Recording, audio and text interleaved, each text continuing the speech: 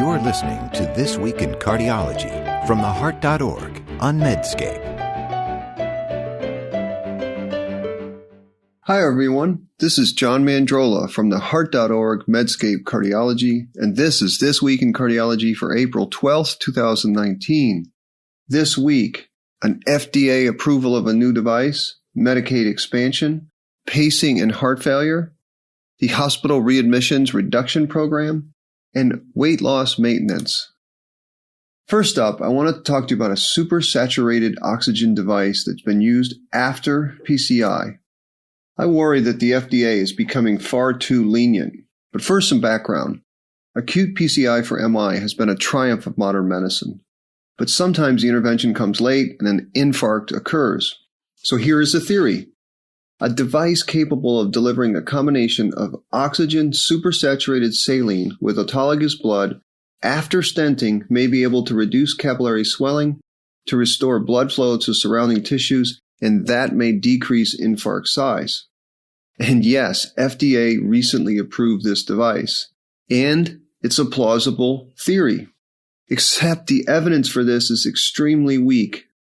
About 10 years ago, investigators randomized patients who LAD PCI during an acute MI to the supersaturated oxygen device or control. There was about 300 patients, and the trial was called AMI HOT 2. The primary endpoint of this trial was infarct size as measured on a nuclear scan. Notice this is not a clinical endpoint. The primary safety endpoint of that trial was major adverse cardiac events, or MACE. It is hard to tell if this study met its primary endpoint because they used borrowed patients from the AMI HOT 1 trial and then did a Bayesian analysis. But I copied this comment from the paper. Among 281 randomized patients with SPEC data in the AMI HOT 2 trial, infarct size was 26% with control therapy compared with 20% after the oxygen device. The p-value was 0.10. Those data look pretty similar to me.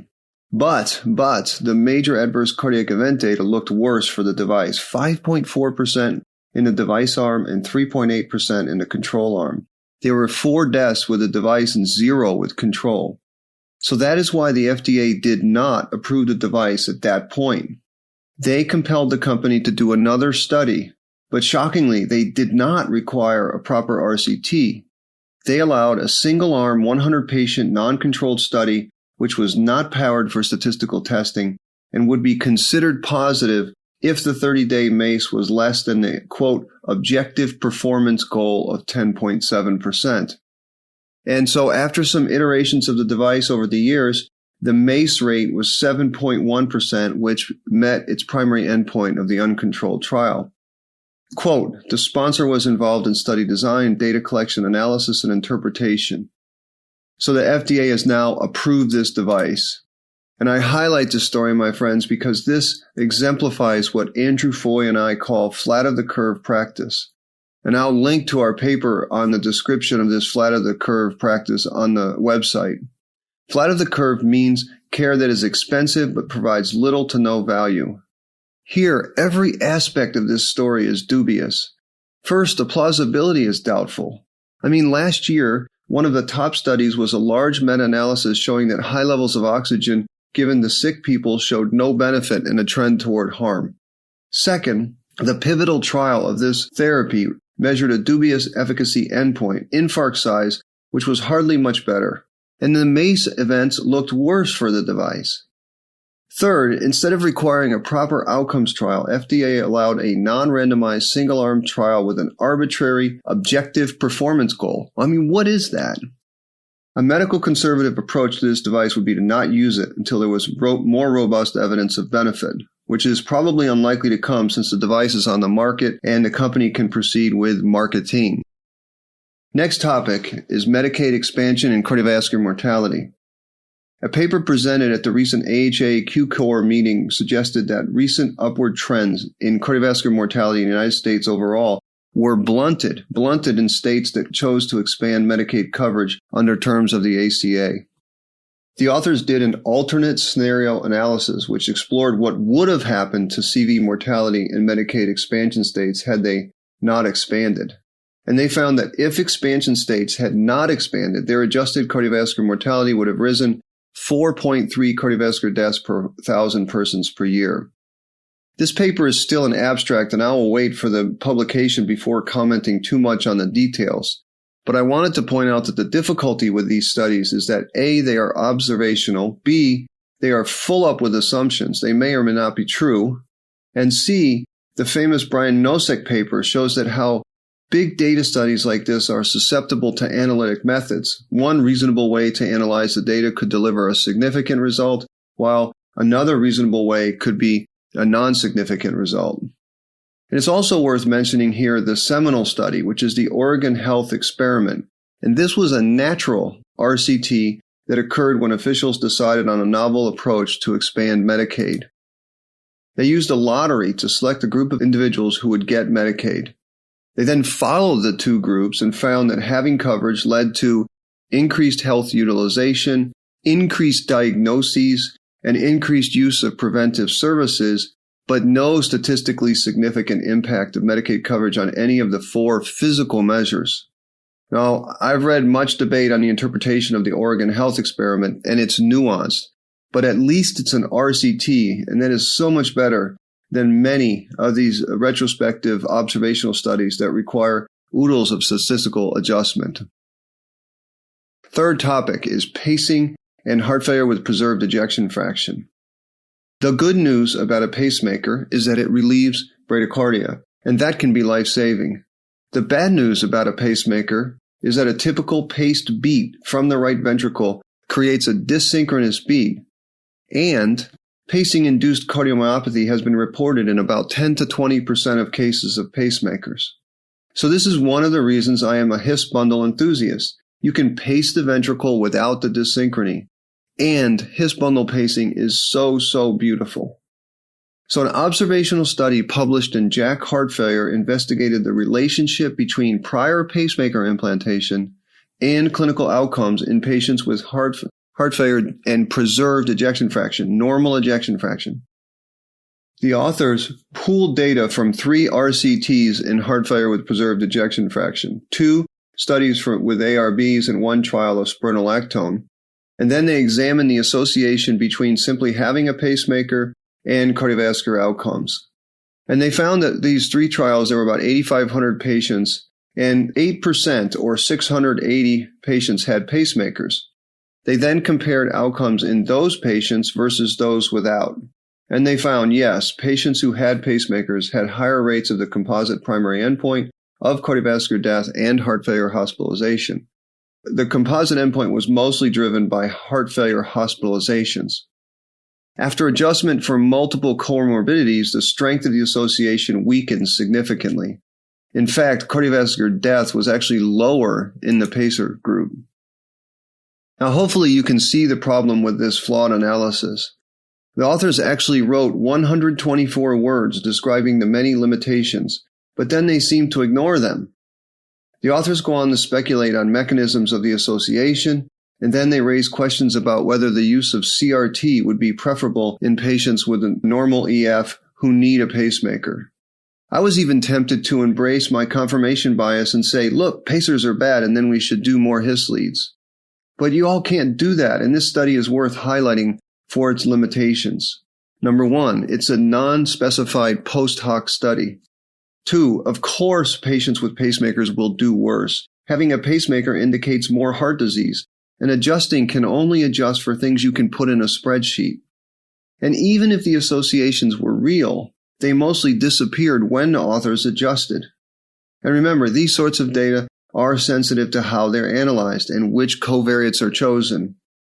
And then there is the matter that the authors of this paper did not know the indication for the pacemaker or the frequency of pacing, and that is huge because lots of people get pacers and they rarely pace, or they pace only in the atrium, and that would not be expected to worsen prognosis. Next topic is hospital readmissions again.